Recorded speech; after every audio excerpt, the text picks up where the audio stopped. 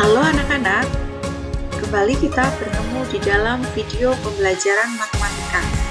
Nah, pada video kali ini kita akan membahas tentang relasi dan fungsi.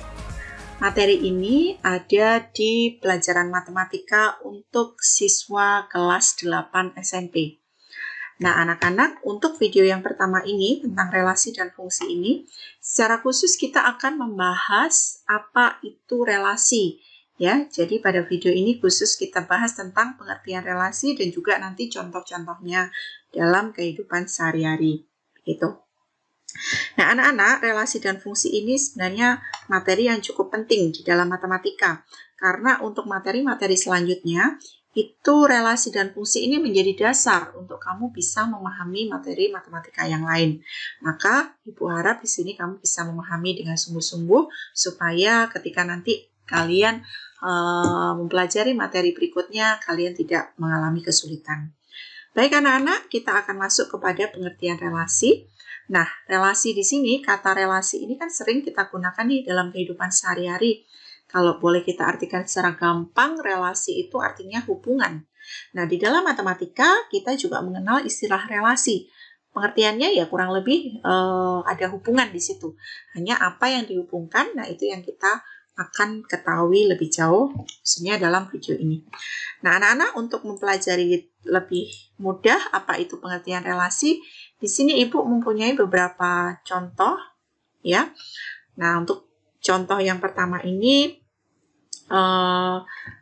kita akan langsung supaya kamu bisa lebih mudah memahami apa itu relasi. Contohnya seperti ini. Misalkan ada data yang di mana di sini ada beberapa anak yang ditanyai mereka nanti kalau sudah besar mau jadi apa atau cita-citanya pengen jadi apa, gitu ya. Misalkan di sini ada Andi, Bibi, Cici, Dudi, Eca. Masing-masing ditanyai. Dan ada yang bercita-cita jadi dokter, Bibi mau jadi pramugari, Cici jadi dosen, Dudi jadi pilot, Eca mau jadi perawat dan juga dosen. Nah, dalam matematika, data seperti ini bisa kita buat sebuah relasi atau sebuah hubungan.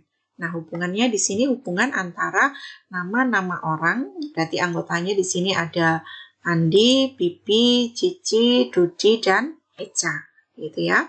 Sedangkan yang kedua, kelompok yang kedua ini adalah kelompok dari pekerjaan yang menjadi cita-cita anak-anak ini tadi. Ya, maka di sini ada anggotanya adalah dokter, pramugari, dosen, pilot, dan juga perawat.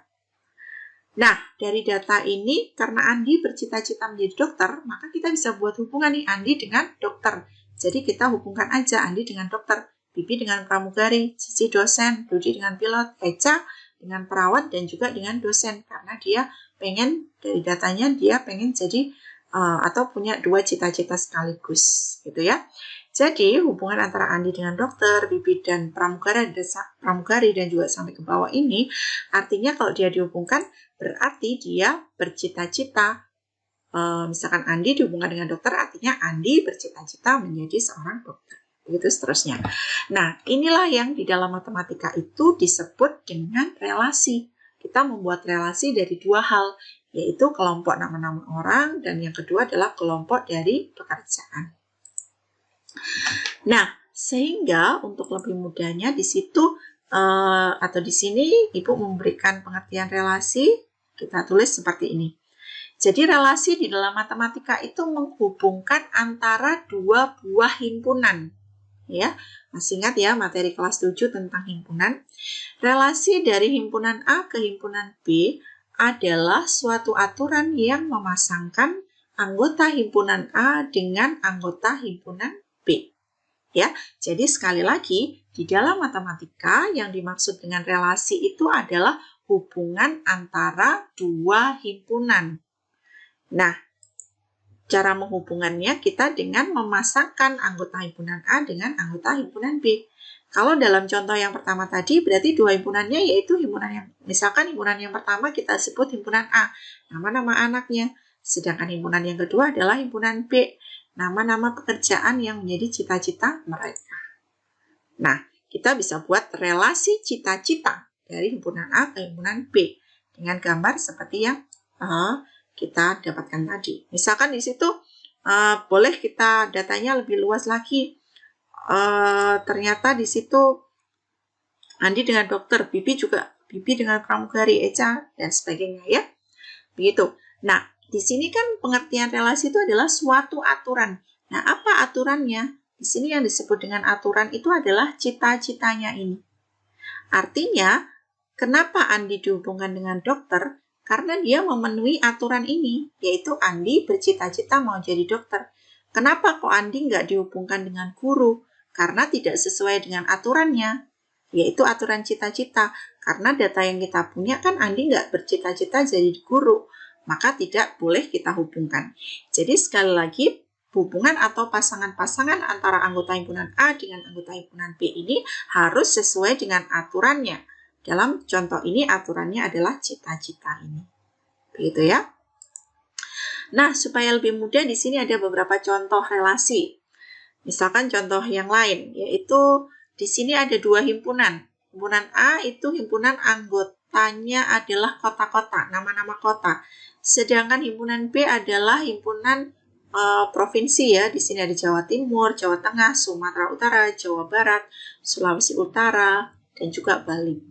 Terus kemudian di sini Surabaya dihubungkan dengan Jawa Timur, Bandung dengan Jawa Barat, Medan dengan Sumatera Utara, Denpasar dengan Bali, Manado dengan Sulawesi Utara. Nah, ini juga disebut sebagai relasi. Nah, apa tadi kan pengertian relasi? Aturan, ya, suatu aturan. Nah, aturan apa yang cocok untuk menyatakan hubungan antara anggota A dengan anggota himpunan B? Kalau kita lihat, kenapa ya Surabaya kok nggak dihubungkan dengan Jawa Tengah juga? Atau dengan Sumatera Utara? Dan juga yang lain. Nah, ini kalau hubungan yang cocok antara himpunan A dengan himpunan B, itu yang cocok. Ada yang tahu kira-kira apa? Iya, hubungan yang cocok itu adalah ibu kota provinsi. Kenapa? Karena Surabaya ibu kota provinsi Jawa Timur, Bandung ibu kota provinsi dari Jawa Barat, begitu seterusnya. Jadi sekali lagi relasi dari himpunan A ke himpunan B di sini adalah relasi ibu kota provinsi.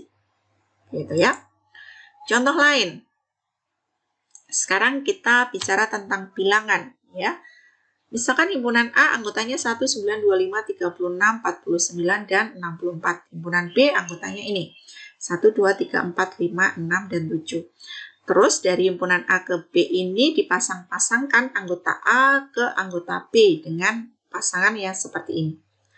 Kira-kira berarti ini kita sudah membentuk sebuah relasi. Nah, relasi apa yang cocok untuk menyatakan hubungan dari anggota himpunan A dengan anggota himpunan B?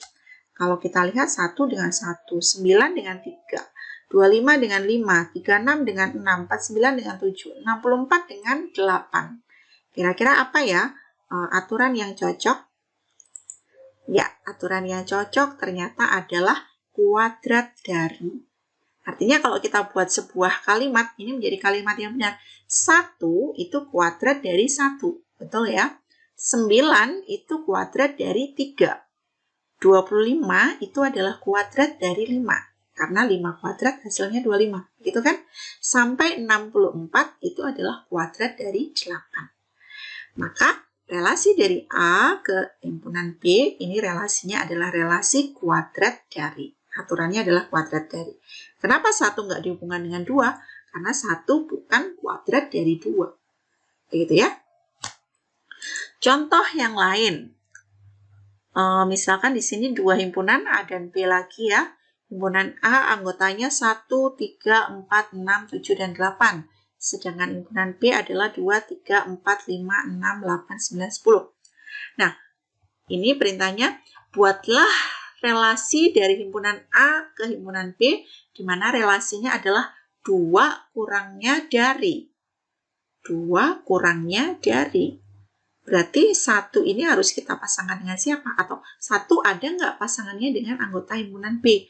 Tapi pemasangannya harus memenuhi aturan ini, yaitu 2 kurangnya dari. 1 itu kan 2 kurangnya dari berapa? Dari 3, ya betul ya.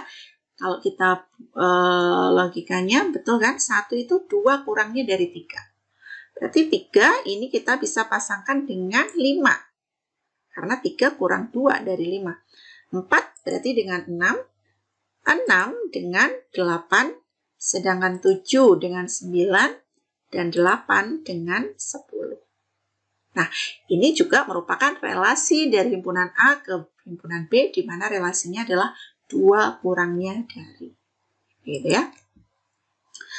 Contohnya lagi, misalkan ada 3, 5, 7, 9, 10. Sedangkan himpunan B anggotanya 0, 1, 2, 3, 4, dan 5, dan 6. Relasinya adalah relasi kurang dari.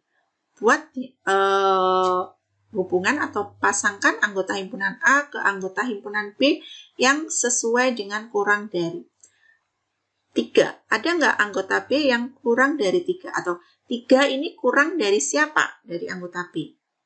Kalau 3 dengan 0 sesuai nggak? 3 kan tidak kurang dari 0 kan? Ya. 3 dengan 1 juga enggak. 3 dengan 2 juga enggak. 3 dengan 3 juga enggak. 3 dengan 4. Nah, kalau 3 dengan 4, 3 kurang dari 4. Betul ya? Berarti kita hubungkan 3 dengan 4. Selain dengan 4, apakah bisa dengan 5? Bisa, karena 3 juga dikurang dari 5. Terus 6, ya.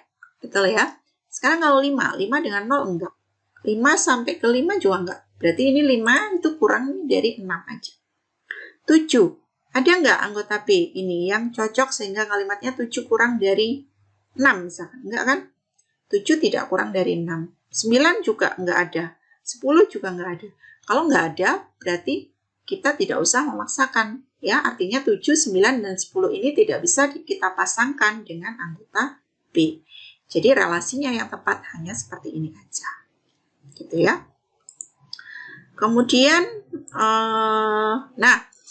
cara menyatakan relasi, jadi anak-anak untuk menyatakan relasi itu ada 3 cara.